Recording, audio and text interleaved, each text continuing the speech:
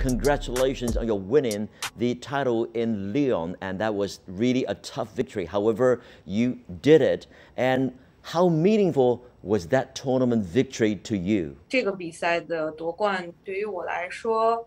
This victory made me see that I can still maintain my form in singles, even against strong opponents. This win really boosted my confidence on the singles court for the future. In the past year, I did better in doubles.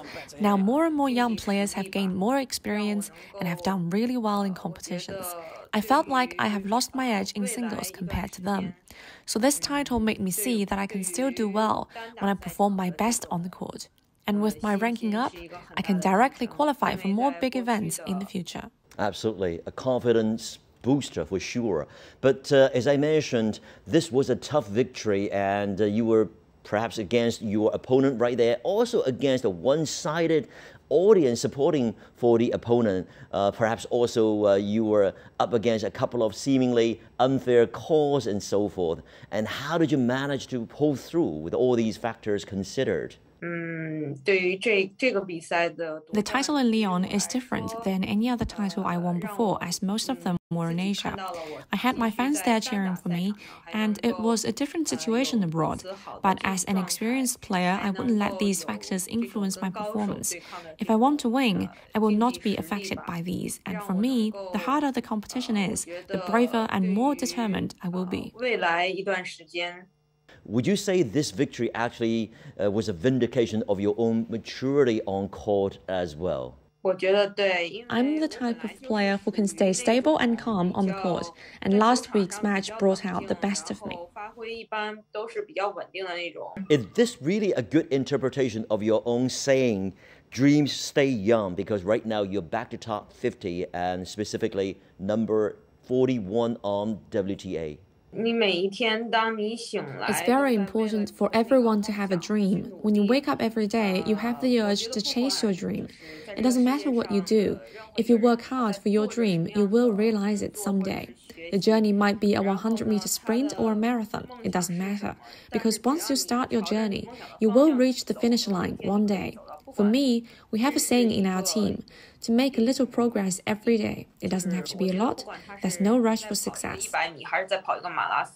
Last year, as you mentioned, you did pretty well in the doubles, together with your doubles partner, Samantha Stosur. You won this U.S. Open Championship title.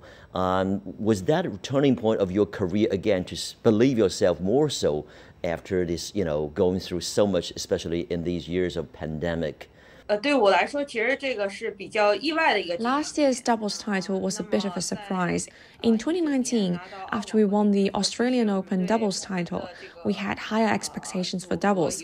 We wanted to win more Grand Slam titles. We wanted to be the world #1 doubles pair. But since 2019, I had to prepare for the Summer Olympics. Then there was the pandemic, and the Olympics were delayed for 1 year, so we weren't able to play together for a very long time. And because of Sam's age, she actually wanted to put an end to her career after the Olympics. So when we won 11 straight matches and the Cincinnati and the US Open titles, it was a complete surprise for us. For me, it felt like a reward for all the hard work over the years. Would you consider this partnership to be, lasting even longer than you expected? It depends on how long Sam will continue her career. We have a very good relationship between the two of us. But Sam now has a kid and she has to take care of her family. And Australia has very strict rules for traveling because of the pandemic. So she's still considering the possibility of retiring. But now, after we played the year-end final in Mexico last year, she's thinking to play for another year and only playing in doubles. She has said that if it's not with me, she will not play anymore. So what's next, Zhang Shuai, after this tournament in Indian Wells? And what might be your plan laid out down the line for this particular year? At the moment, the US Open is still a big uncertainty.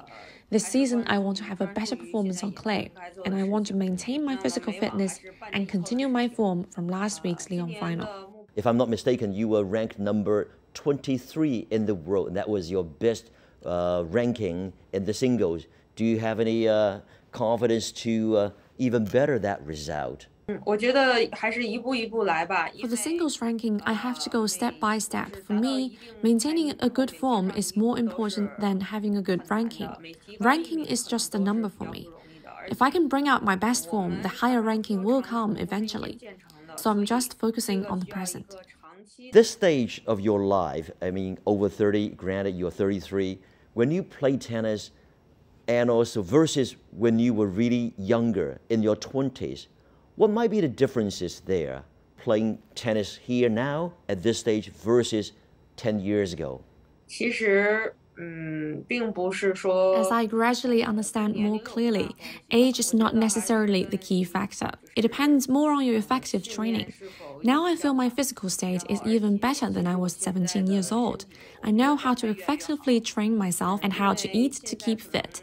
And that's why I'm more confident now, and I can play both singles and doubles and even add mixed doubles in Grand Slams. These were all impossible 4 years ago.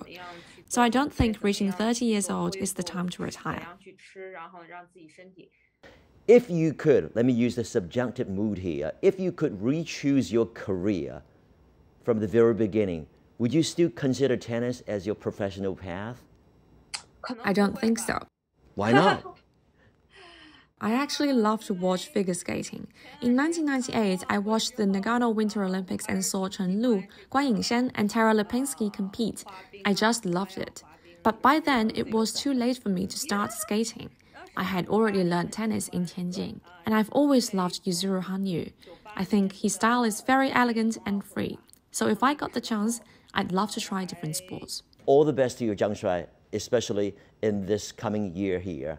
And so happy that you're doing well. Once again, thank you very much, Zhang Shuai. 谢谢您。